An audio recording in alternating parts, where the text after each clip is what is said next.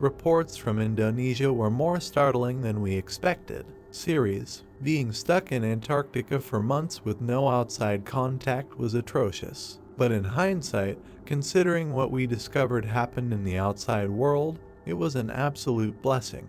May was the last time we had a resupply ship or contact from the mainland. It is now October. All of our attempts at contact have ended in failure. The remaining researchers at this remote Antarctic outpost have instituted a rationing program to save the fresh water, food, and supplies we had left. We had enough supplies to keep the station running for half a year without resupply, but we were getting pretty close to running out. There were issues with the Wi-Fi over 3 months ago, and even after sending a request for personnel from the mainland to repair this issue, we've received nothing.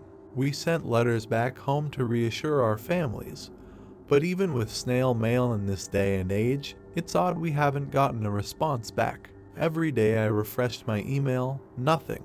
Our irritation turned into boredom, which turned into worry and speculation. Once summer came in October and the ice shelf melted, a dozen or so of us decided to embark for Ushuaia, Argentina via a research vessel previously frozen solid into the ice, the Geraldine Palmer, or G-Palm, as some of us like to call it.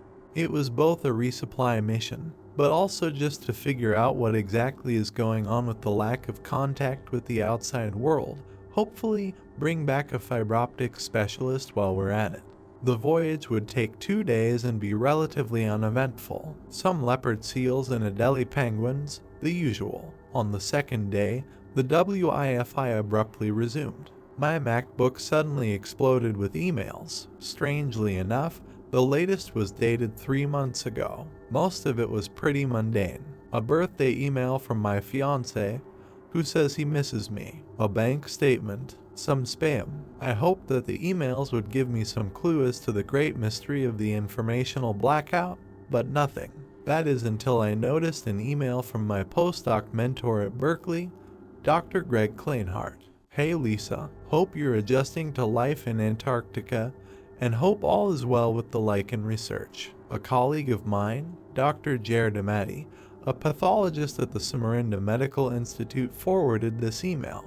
Thought it might pique your research considering your dissertation work with cordyceps. March 28, 2025. Re, Indonesia CORDYCEP. Dr. Kleinhardt, given your mycology expertise, I thought you could bring your 2 cents to this intriguing incident at a small remote village on the island of Borneo. Apparently, there were rumors circulating from the village of Batu Kesu in central Kalimantan about a fungal disease spotted in orangutan cadavers, which the authorities have begun to call penyakit asam, meaning tamarind sickness. Dead orangutans brought to the village were shown to have large, orange tendrils resembling tamarinds, hence the name. I was contacted by the Indonesian government to investigate this possible new fungal infection. When I arrived at Batu Kesu deep in the Bornean jungle, I had my guide, Abang, who was able to translate for me between Indonesian and the tribal language, Dayak.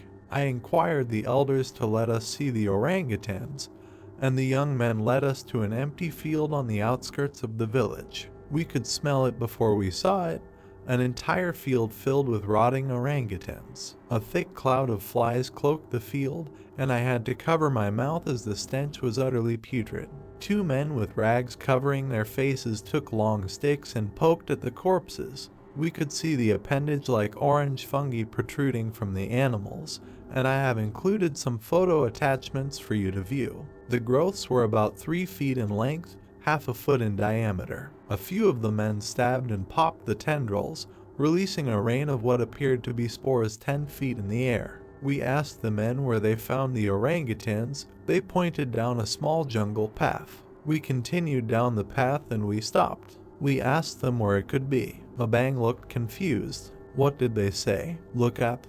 We looked up. My jaw dropped. Above us in the treetops were the bodies of hundreds of orangutans with the same orange growths protruding out of their fur. The men would use long bamboo poles to knock them loose, as most of them appeared to have chomped down on the trees with their jaws before rigor mortis set in.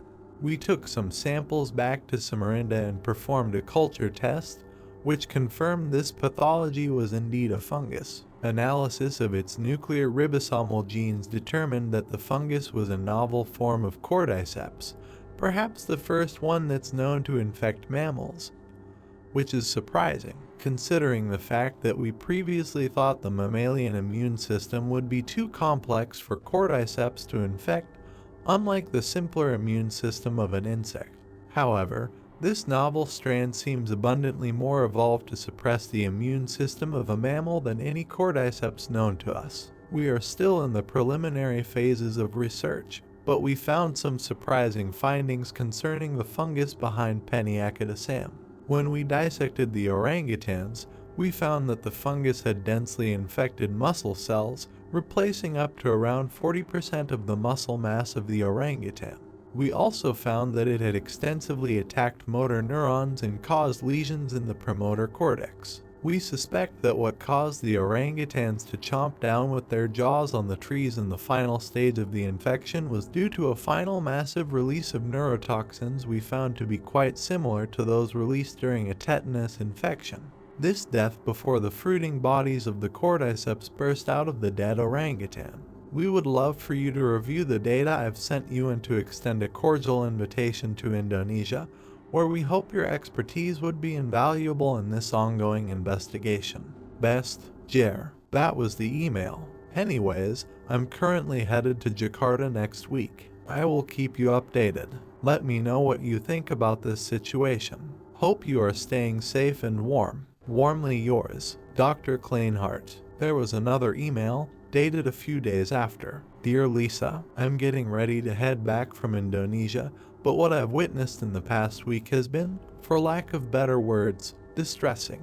I arrived in Jakarta a week after the email and then proceeded to travel to Samarinda. By then, Dr. Damati told me about an emerging epidemic in the village that started the week before I arrived. The villagers told us that over a dozen villagers began experiencing fevers and chills. It started with the men that actually showed us the field of orangutans. At first, the patient would feel lethargic. Then there would be nausea, vomiting, muscle convulsions, and delirium. Patients would need to be physically confined to bed due to the rigor of the muscle spasms, which the villagers ominously also called pancreatism.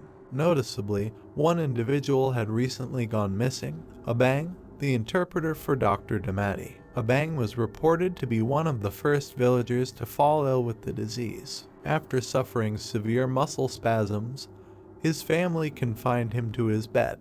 The next morning, the bed was empty and the rope reportedly appeared to be gnawed off by the teeth. The week following, villagers reported smelling a stench that resembled rotting carcasses but were not able to discover the source of the odor. It wasn't until enough flies gathered that the sound of insects buzzing led to a horrifying discovery. It was the body of Abang, who had scaled the palm tree. There was blood where his hands and feet had violently clawed into the wood, and his jaw, like the orangutan's, was firmly clenched into the bark. His expression was one of intense agony, as if mid-scream, and protruding out of his eye sockets were the same orange scocarps that were present on the orangutans. Limb-sized tendrils were protruding out of his back and head.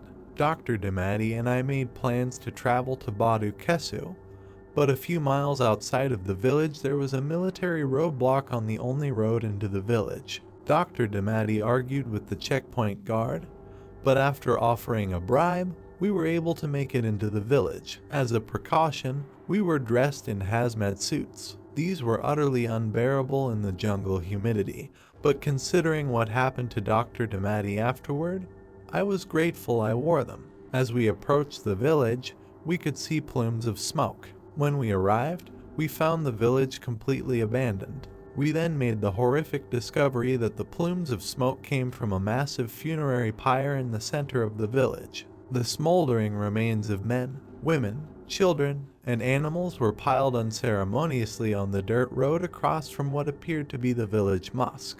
I was nauseous, to say the least, but Dr. Damati appeared more confused than disgusted. This village was Muslim, he muttered. Cremation is forbidden in Islam. The villagers would not do this unless what? unless there was something that forced them to. Then we looked up. Dr. Damati instinctively began to recite a dua in Arabic as my mouth fell open. Oh my God! Above us, a dozen vultures and other birds circling the palm trees surrounding the village. It was then that we saw it. Whole families, young and old, had climbed the 32 feet or so palm trees. All of them had clawed into the trees like a bang, and similar orange fungi protruded from their eye sockets. And just like a bang, long, orange tendrils sprouted from their back and heads. I fell to my knees. You know me, Lisa, I am not a religious man. But at that moment, I prayed. I didn't know to whom, and I didn't know what I was saying, but I prayed. Jer, I said, we need to get out of here. Now, silence. Jer, I turned around. Dr. Damati had his back turned towards me, and he was shaking. Jer, what's going on? Dr. Damati turned around, and I could see through the clear plastic head covering a look of sheer panic on his face. He held up his arm, a flap of plastic hanging from a massive tear in his suit.